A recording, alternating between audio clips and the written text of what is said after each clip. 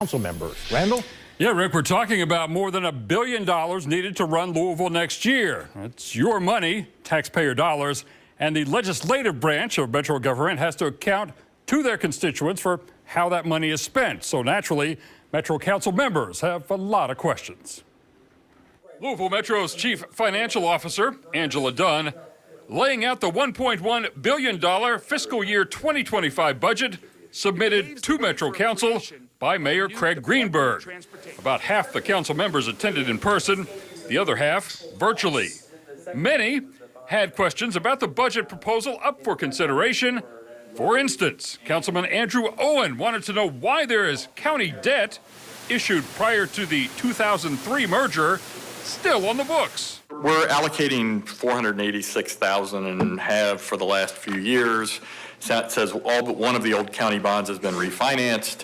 What is the balance that remains on those bonds that have been carried forward for 25 years? Are we getting close to a point where those balances will be retired?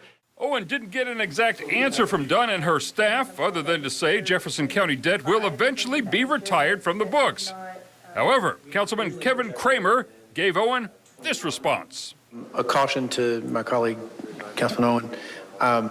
There was a period in my joining the budget committee that I was excited about the prospect of paying off debt, because it looked like that meant we'd have more money in the operating budget, and I was stoked about that, only to learn that every year we take on almost as much debt as we pay off, and some years we take on more debt than we pay off. Another issue brought up during budget discussions involved American Rescue Plan money.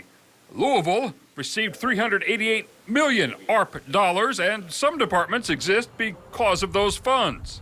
Councilwoman Tammy Hawkins wondered what happens to the employees of those departments when ARP money eventually runs out. My question is, is our departments healthy? Are they going to be self-sustainable? Even when this ARP money is gone, and what are we going to do, and who's looking at that now? Dunn responded by saying while Louisville Metro departments are healthy, when ARP money runs out, some employees may lose their jobs. And I'm not saying this to sound cold, but employees, when they are hired in, they are also notified that this is a grant-funded position. And so, you have to understand that when you go in, that if a grant ends, there is that potential. So there you go. Hearings will continue for the next 7 weeks. The 2025 budget must be passed by the end of June. Live in studio, Randall Cam, WOKY News.